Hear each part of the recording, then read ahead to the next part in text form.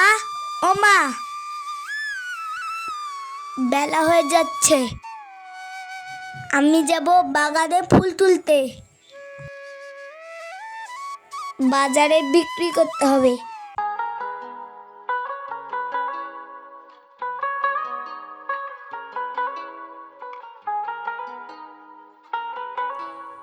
ঠিক আছে, সাবধানে যাস। আজকাল নাকি জঙ্গলে সাপের উৎপাত হয়েছে, সাবধানে পা ফেলিস। রান্না বান্না সব শেষ হয়ে গেছে, তুমি উঠে খেয়ে নিও।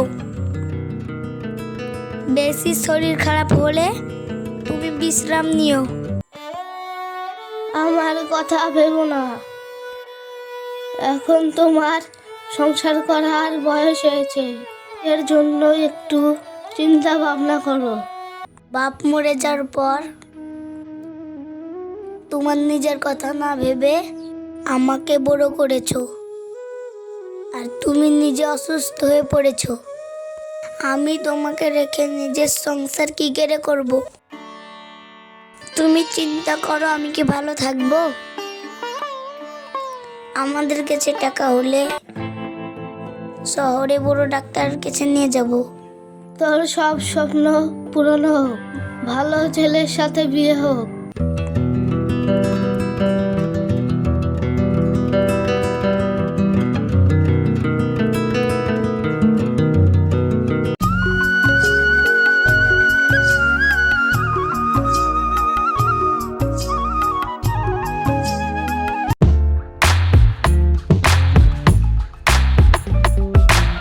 আরে নুসরাত নাকি?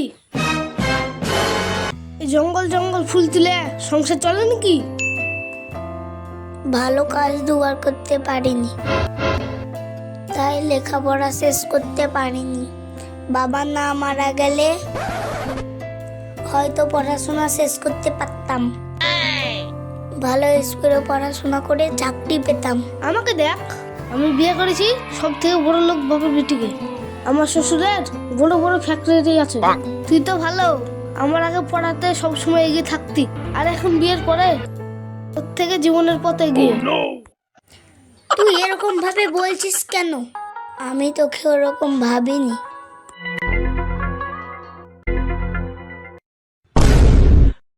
আমি তোকে বন্ধু ভেবেছিলাম, কিন্তু কাজ দিয়ে কথা বলা বলে ভালো করলি না।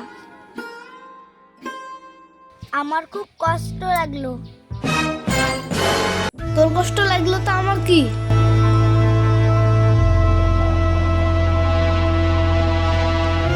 এখন কি আমি তোকে বন্ধু ভাবি নাকি? চললাম।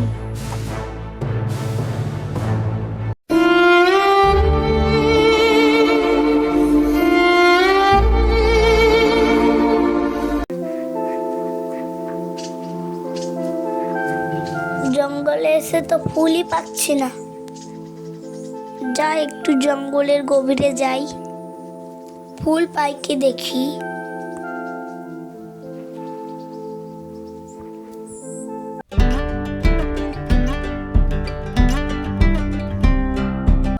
আমার কপালটাই যেন খারাপ। গরিব না হলে ভালো স্কুলে পড়াশোনা করে চাকরি পেতাম। এইভাবে জঙ্গল জঙ্গল ফুল তুলে বেড়াতে হতো না। লোককে যাই বলুক, মাকে তো দেখাশোনা করতে হবে। এইসব মানুষদের কথায় কান দিলে হবে না।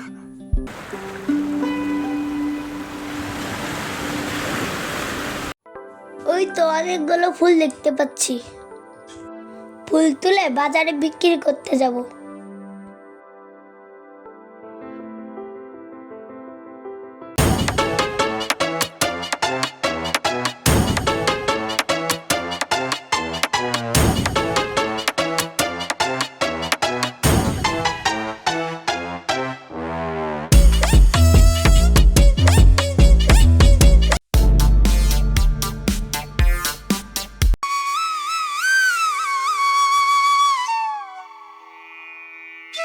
ডাক্তারে বলেছে এই ওষুধগুলো খেলে তোমার শরীর আগের থেকে অনেকটা ভালো হবে। শুধু শুধু কেন আমার ওষুধের উপরে টাকা খরচা করছিস। এসব করে কোনো লাভ হবে না। তুই কিছু নিজের জন্যে সোনা গয়না করা। আমার কোনো কথা তুই শুনতে চাস না। হয়েছে, তুমি আর কথা বলো না। রাত অনেক হয়েছে, দুজনা মিলে খাবো, দিয়ে ঘুমবো।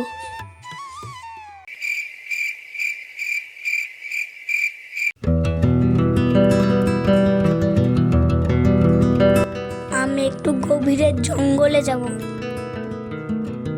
আশেপাশে সব ফুল শেষ হয়ে গেছে। গভীরে জঙ্গলে গেলে সুন্দর সুন্দর ফুল পাওয়া যায়। সে ফুল বাজারে বিক্রি করলে অনেক টাকা হয়। একটু সাবধানে থাকিস।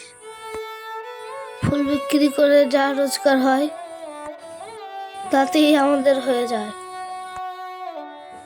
গভীরে না গেলে হয় না।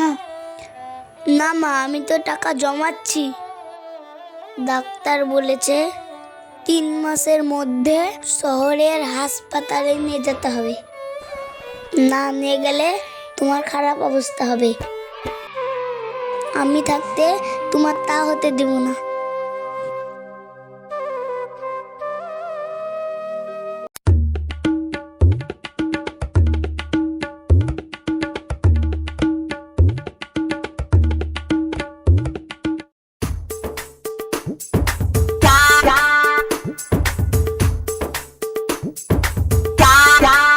জঙ্গলে অনেক গভীরে চলে এসেছি।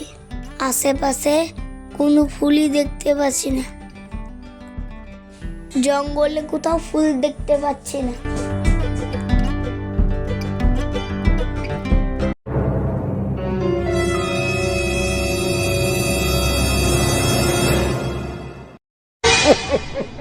এ তো দেখছি 3 রাস্তার মোড়। আমার দিকে আসো, আমার দিকে এলে সোনা পাবে। তুমি আমার দিকে আসো, আমার দিকে আসলে তোমার চেহারা সুন্দর। তো দেখছি বড় অদ্ভুত জায়গা তো। সবাই আমাকে ডাকছে, এত অদ্ভুত জায়গা তো। কোন দিকে যাই, কোন দিকে যাই? তুমি ওদের কথায় কান দিও না, তুমি আমার দিকে আসো। আমি খুবই অসুস্থতার মধ্যে আছি। আমি 3 দিন ধরে পানি খাইনি। আমার খুব তৃষ্ণা পেয়েছে। আমাকে একটু পানি খেয়ে জীবনটা বাঁচাও।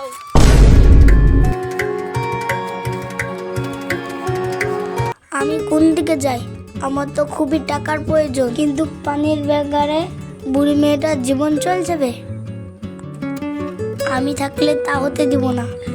আমি এই পথটাই বেছে নেব।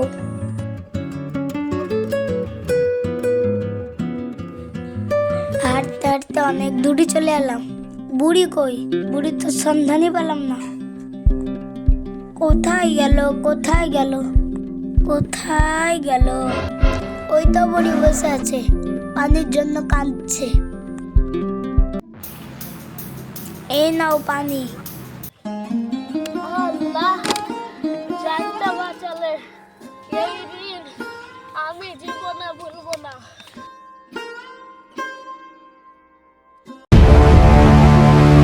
মা, আমি গেলাম।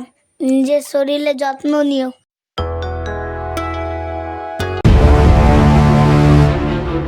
এই মেয়ে, শোন।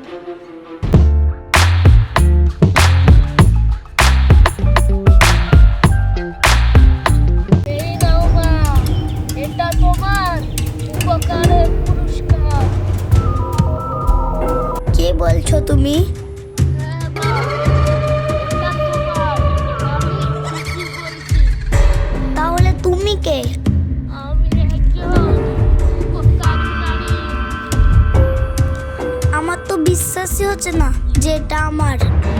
কারণ তুমি সততার সাথে বিশ্বাসী। এ মানুষের কথা শুনে তাও এগিয়ে এসেছো বাঁচানোর জন্য।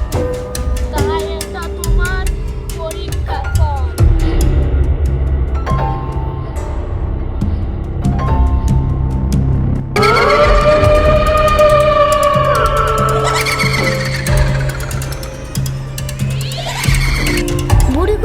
বুড়ি কোথায় গেল? ও সত্যি মনে হয় মায়াবী।